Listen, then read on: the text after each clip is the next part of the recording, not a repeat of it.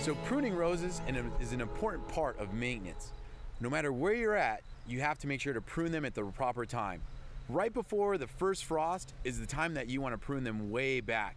And when I say way back, only leave the canes about 6 to 8 inches long and leave 3 to 4 canes on the plant and make sure they're really strong. Obviously, these roses are not ready to be pruned back at the moment, so I'm going to talk to you about pruning in mid-season. These wonderful floribunda roses give us lots of bloom over the whole plant, but they can cause some problems because they get so many blooms and so much foliage. Roses don't like dark middle parts of it. That promotes things like mildew and rust. Also, it prevents the plant from blooming. So you want to ensure to cut out some of the middle part of the rose to ensure airflow and light gets into the plant. When you make a cut, look for a leaf node.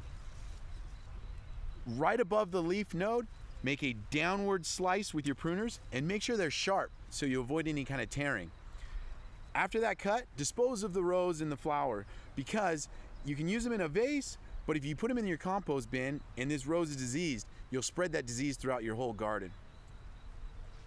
Making that cut above the leaf node is to ensure that a branch will come out of that to develop a new stem.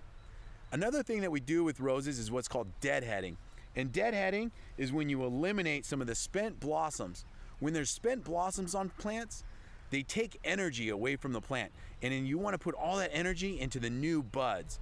So when you deadhead, simply take the base of the blossoms and cut them off all the way back to the main stem. That will force all of that extra energy back into new blooms throughout the whole plant. It'll also keep it nice and healthy. So after you've gone through and you trained out your rose, look at the size. Make sure it's nice and tight and compact. You don't want blooms sticking way too far out, but this is the nice stem and you can see it's healthy. We've allowed light to get into the plant so that way we avoid things like mildew and rust that can also occur. That brings me to another point of watering the rose. You never want to water the roses from the top. If you get water in this foliage, again, you're going to promote disease. So always water the roses from the base. All right, well that takes care of what we have to cover with roses. Now we're gonna go take a look at some of the amazing gardens they have here at the Grand Tradition. So let's go take a look.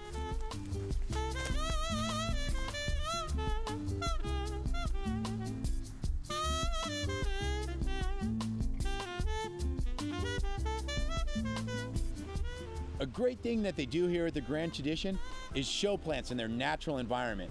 Just look at this wonderful Vista Fuchsia petunia. It's a wonderful plant provided by proven winners. And what that means is that the plant's been tested and tried in a lot of environments to make sure it grows well. And as you can see here, it's growing really, really well. A nice thing about this Supertunia is that it's self-cleaning. So the flowers fall off early and go underneath the foliage so they completely disappear. That way, it just always has this wonderful mass of flowers. And if you live in a cold area, the plant should be treated as an annual, so it will die off in the wintertime or the cooler months. If you live in a warm area, the plant can actually be a perennial that grows year-round, even when the winters get pretty cold and the summers get really hot. They love the heat, so check this plant out.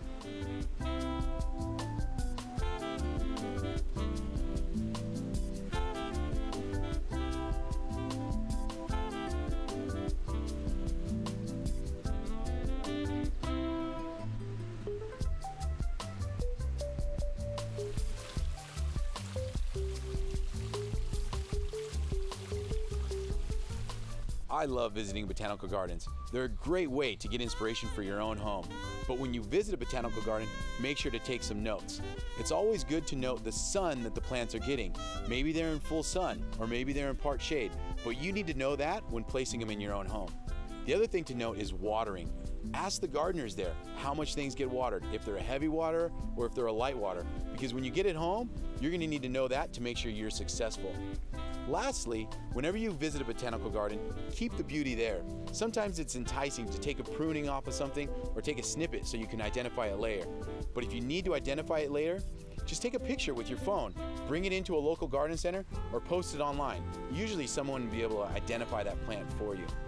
So visit botanical gardens and enjoy yourself. All right, now let's go take a look at some other plants.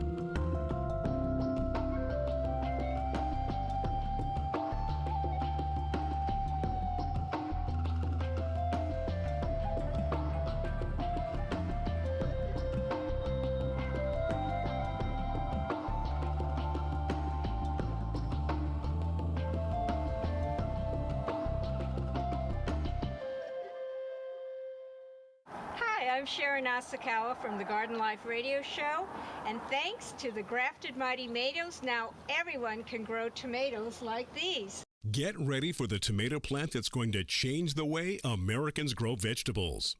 If you've been searching for a delectable tasting tomato that performs great in your garden, the Mighty Tomato grafted tomato is the answer to your quest. Tomatoes known for their luscious flavor are grafted onto vigorous rootstock. The result? Mighty tomato plants that produce more fruit for a longer season on disease and pest-resistant plants. And since they require less water and fertilizer and adapt to even poor soils, the Mighty Tomatoes are the perfect plants no matter where you live in the U.S. Remember, for healthier, more vigorous plants and bumper crops, be sure to plant the Mighty Tomato. For a bountiful harvest, don't forget to look for Mighty Tomatoes, Mighty Peppers, and Mighty Eggplant at your local garden center or online.